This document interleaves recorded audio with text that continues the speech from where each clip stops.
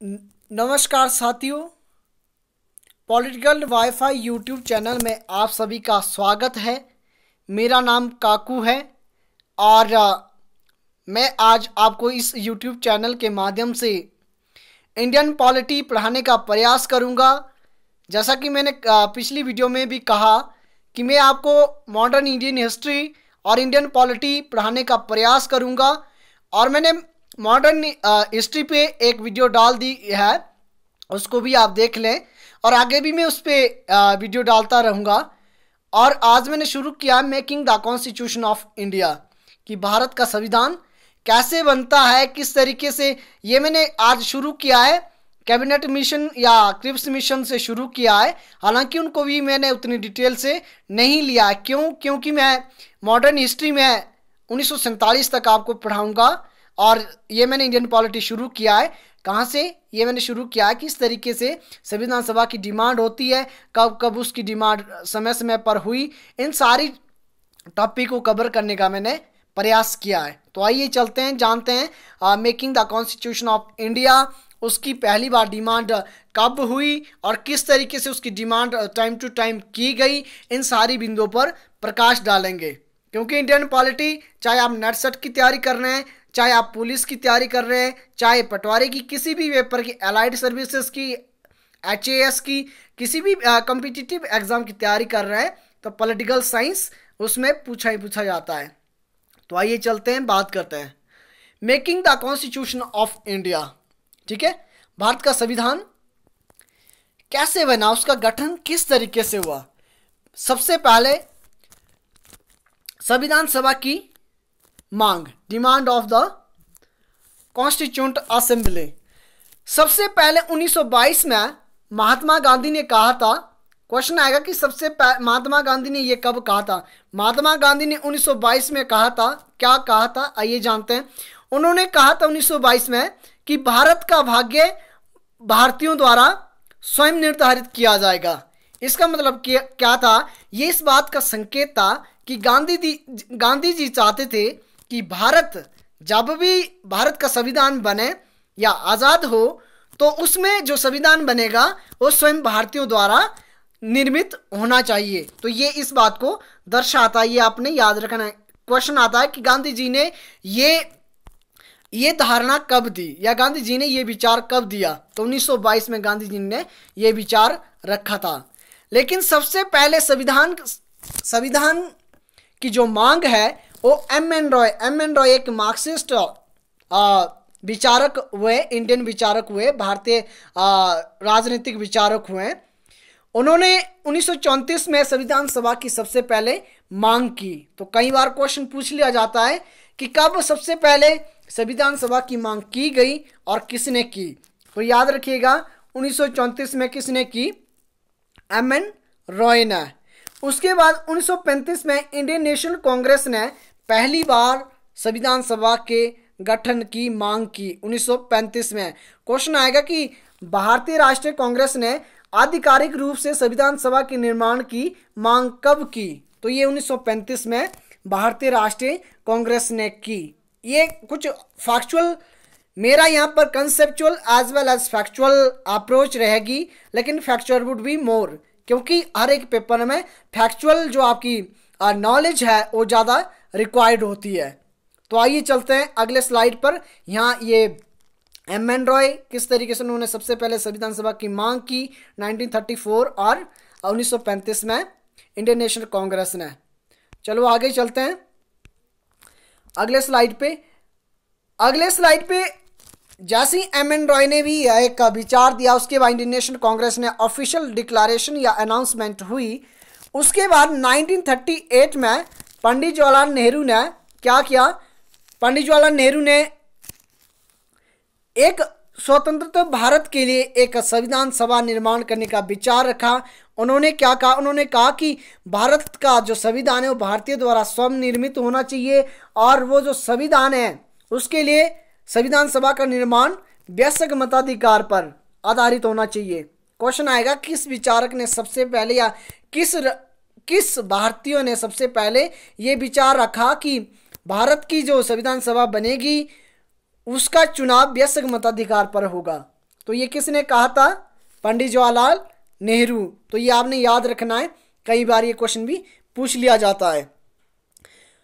आगे उन्होंने ये भी कहा कि कोई भी एक्सटर्नल इंटरवेंशन नहीं होनी चाहिए, बाहरी हस्तक्षेप इसमें नहीं होना चाहिए। भारतीय स्वयं क्या करेंगे? अपने लिए कॉन्स्टिट्यूशन फ्रेम करेंगे, ये आपने ध्यान रखना है।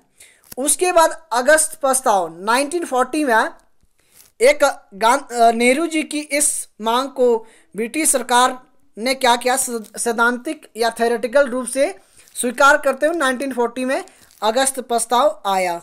मैं एक अलग से वीडियो बनाऊंगा, अगस्त ऑफर क्या था, अगस्त प्रस्ताव क्या था, उसके पर अलग से वीडियो आएगी। अभी सिर्फ इतना ध्यान रखो कि अगस्त प्रस्ताव कब आया? 1940 में, 1940 में। अब चलते हैं अगले स्लाइड पे। अब यहां पर हमारे पास क्रिप्स मिशन। क्रिप्स मिशन 1942 में क्रिप्स एक ब्रिटिश कैबिनेट में मिनिस्टर थे, मंत्री थे ब्रिटिश कैबिनेट के। उनकी अध्यक्षता में एक कमीशन भारत भेजा जाता है और इसलिए इसको क्रिप्स मिशन के नाम से जाना गया। ये भारत में संविधान सभा के गठन के लिए भेजा गया कि जैसे ही सेकेंड वर्ल्ड वॉर खत्म होता है, द्वितीय विश्व युद्ध खत्म होगा, उसके बाद इस क्रिप्स मिशन ने कहा कि उसके बाद भारत की स्वतंत्रता का समाधान निकाल लिया जाएगा और भारत के लिए संविधान सभा फ्रेम की जाएगी। ठीक है, तो क्रिप्स मिशन कब आया? 1942 में। तो इस पे भी अलग से मैं लेक्चर, अलग से एक वीडियो बनाऊंगा, अलग से एक लेक्चर होगा। आगे हमारे पास है कैबिनेट मिशन।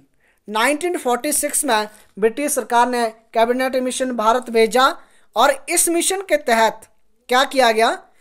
2 संविधान सभा निर्माण करने की जो मांग की गई थी उसको अस्वीकार किया, मतलब उसको रिजेक्ट किया।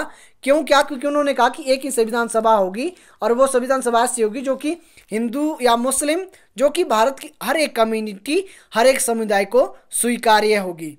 इसलिए 1946 में जो हमारे पास कैबिनेट मिशन आया, भारत कैबिनेट मिशन आता है, उस मिशन ने ये बात की कि भारत के लिए क्या है? एक संविधान सभा का निर्माण किया जाएगा और इसी कैबिनेट मिशन के आधार पर क्या किया गया? भारत में संविधान सभा का निर्माण किया गया। ठीक है ना? क्वेश्चन आएगा कि किस मिशन के आधार पर भारत में संविधान सभा का निर्माण किया गया, तो वो कौन सा मिशन था? Cabinet mission 1946। अब फॉर्मेशन ऑफ द कॉन्स्टिट्यूशन। अब मैंने पहले भी कहा कि संविधान का जो गठन है किसके आधार पर हुआ?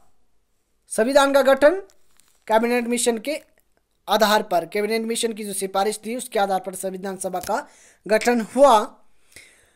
और formation of the constituent assembly. अब संविधान सभा में कितने मेंबर्स थे? जो ब्रिटिश डोमिनेटेड प्रोविंसेस थी उनके लिए कितने मेंबर्स थे? चीफ कमिश्नर के लिए कितने मेंबर्स थे? या जो हमारी देसी रियासतें थी जो कि भारत के राजाओं द्वारा शासित थी, वहाँ उनके लिए कितनी सीटें रिजर्व या आवंटित की गई थी? तो आइए इस पे भी प्रकाश डालने का प्रयास करते हैं। ये फैक्चुअल इंफॉर्मेशन है, कई बार पूछ भी ली गई है, आगे भी पूछ ली जाती है। ये आपने बहुत स्टैटिक है, याद रखना है। कई बार 3-4 ऑप्शन दिया होगा कि कौन सा संविधान सभा के बारे में करेक्ट है या कौन सा नहीं है, तो इसलिए आपने इनको ध्यान रखना है। टोटल मेंबर 389, 389 टोटल संविधान सभा के मेंबर होने थे। कुल सदस्य संख्या 389 रखी गई थी और जिनमें से जो 296 है, 296 सीटें ब्रिटिश भारत के लिए, मतलब जो ब्रिटिश क्राउन के द्वारा या डायरेक्टली ब्रिटिश क्राउन के द्वारा डोमिनेटेड थे, उनके लिए कितनी सीटें थी? 296। और 93 सीटें भारत की देसी रियासतें। याद रखना कितनी सीटें थी भारत की देसी रियासतों के लिए? 93। देसी रियासतों का मतलब क्या है? इसका मतलब है कि ऐसी रियासतें जो कि भारतीय राजाओं द्वारा शासित थी, तो उनके लिए 96 सीटें आवंटित, 93 नॉट 96, 93 सीटें क्या की गई थी? आवंटित की गई थी। यह आपने ध्यान रखना है। आगे है जो 296 सीटें थी, 296 थी, उनमें से 292 जो ब्रिटिश प्रांत थे जो कि गवर्नर द्वारा रूल्ड थे, जहाँ पर गवर्नर हुआ करता था, 11 प्रांत ऐसे थे जहाँ पर गवर्नर थे। तो 292 सीटें उन गवर्नर प्रांतों में से चुनकर आनी थी और 4 सीटें किसके लिए थी? 4 सीटें रखी गई थी जो चीफ कमिश्नरी के अंडर था। उदाहरण के लिए जैसे जैसे हिमाचल है, भारत का जो हिमाचल है, हिमाचल उस समय क्या था? चीफ कमिश्नर के अंडर था। इसलिए जो चीफ कमिश्नरीज थी उनके लिए क्या किया गया था? चीफ कमिश्नरी के लिए या मुख्य आयुक्त के द्वारा जो शासित प्रांत थे उनके लिए 4 सीटें आवंटित की गई थी। तो ये कुछ फैक्चुअल इंफॉर्मेशन है जो कि आपने क्या करना है? नोट्स बनाने हैं या ध्यान रखना है। ठीक है, तो आइए अगले स्लाइड पे चलते हैं आगे। अब यहां पर यह बोला गया किस तरीके से संविधान सभा जो बनी, उसके लिए कुछ ऐसे बिंदु है जो कि आपको ध्यान रखना है। पहला कि हर प्रांत या जो देसी रियासतें थी, जो हमारी देसी रियासतें या प्रांत थे, उनको उनकी जो रिप्रेजेंटेशन है उनकी जनसंख्या के आधार पर थी।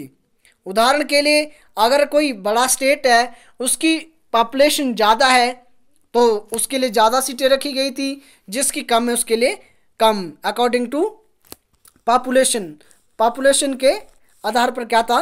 रिप्रेजेंटेशन इसमें दिया गया था। तो ये क्वेश्चन भी आ जाता कभी कभार, या ऐसे क्वेश्चन आएगा कि निम्नलिखित में से कौन सा संविधान सभा के बारे में सही है या कौन सा नहीं है। तो ये भी सही है कि क्या किया गया था, जो देसी रियासतें हैं उनको क्या है, या देसी रियासतें भारत का जो ब्रिटिश शासित प्रांत थे उनको उनकी जनसंख्या के आधार पर सीटों का आवंटन किया गया था। ये आपने ध्यान रखना है। आगे हमारे पास है कि जो आवंटित की गई सीटें थी, अब देखिएगा सीटों को 3 कम्युनिटी में बांटा गया था। वो कम्युनिटी क्या थी?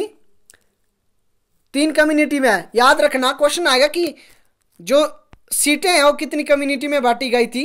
3 कम्युनिटी, उसमें 3 समुदाय थे, मुस्लिम, सिख और सामान्य या जनरल में अदर कैटेगरी या अदर कम्युनिटी, मुस्लिम और सिख को छोड़ के जो अदर कम्युनिटी है उनको सामान्य जो आपकी कैटेगरी है या सामान्य जो सीटें हैं उसमें रखा गया था। तो याद रखिएगा 3 कम्युनिटी में इसको डिवाइड किया गया, मुस्लिम, सिख और सामान्य। हिंदू जो ना सामान्य में ही कंसिस्ट किए गए थे। तो ये क्वेश्चन कई बार पूछ लिया जाता है कि कौन कौन सी कम्युनिटी को इसमें थी संविधान सभा में। तो कई बार जो ना ये क्वेश्चन गलत हो जाता है, इतना इजी क्वेश्चन। तो याद रखना इसमें मुस्लिम और सिख और सामान्य, इन 3 वर्गों में इसको संविधान सभा को बांटा गया था या संविधान सभा की सीटों को बांटा गया था। ठीक है, अब चुनाव कैसे होना था? प्रत्येक जो कम्युनिटी है उसका जो कम्युनिटी के रिप्रेजेंटेटिव है उनका चुनाव जो प्रोविंशियल जो असेंबली थी या प्रांतीय असेंबली थी उसके द्वारा, उनके सदस्यों द्वारा किया जाना था। ये भी आपने याद रखना, जो प्रांतीय असेंबली थी, प्रांतीय सभा थी, उसके द्वारा क्या किया जाना था? संविधान सभा के सदस्यों का चुनाव किया जाना था। तो ये कुछ फैक्ट है जिनको आप ध्यान रखिएगा। आगे चलते हैं, सदस्यों का चुनाव किस विधि द्वारा हुआ था? ये क्वेश्चन कई बार पूछ लिया गया है।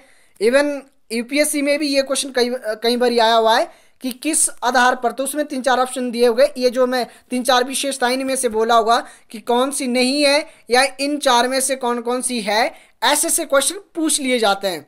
तो याद रखना संविधान सभा का जो चुनाव है, सदस्यों का चुनाव एकल संक्रमणीय मत माध्यम से समानुपातिक प्रतिनिधित्व तरीके से मतदान हुआ था। ठीक है ना, एकल संक्रमणीय मत प्रणाली के समानुपातिक प्रतिनिधित्व तरीके से मतदान किया गया था।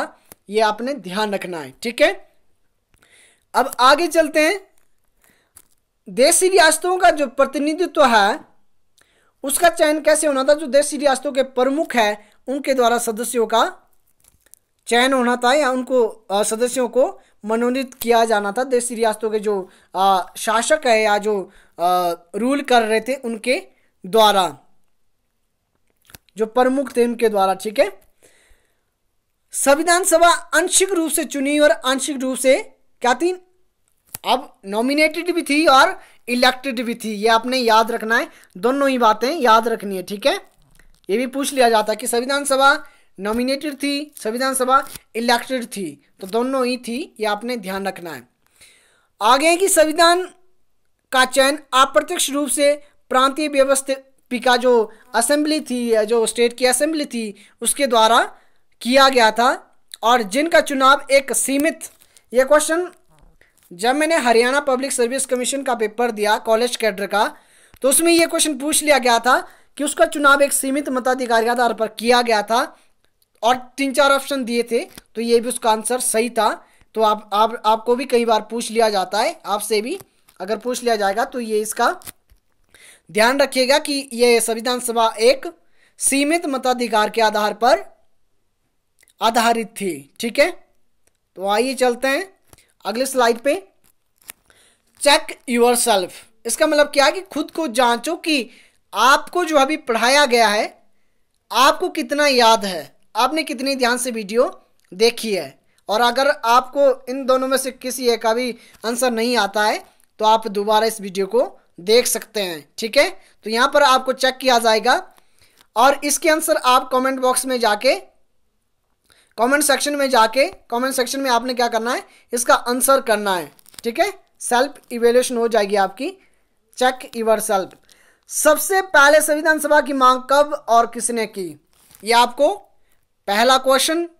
दूसरा क्वेश्चन है संविधान सभा के सदस्यों का चुनाव किस प्रणाली के तहत किया गया था। अगर आपके दोनों क्वेश्चन सही है तो इसका मतलब आपने वीडियो को बड़े अच्छे तरीके से देखा है, अगर नहीं है तो दोबारा आप वीडियो को देख सकते हैं और अपना आंसर कमेंट सेक्शन में दीजिएगा। इसी के साथ आज की वीडियो यहीं पर ख़त्म होती है, और आपसे लास्ट में यही कहना चाहूँगा कि अगर मेरी वीडियो पसंद आए तो लाइक कीजिएगा, शेयर कीजिएगा और सब्सक्राइब कीजिएगा। और कल फिर मिलेंगे एक नई वीडियो के साथ, एक नए टॉपिक के साथ। तब तक के लिए नमस्कार, जय हिंद, जय भारत।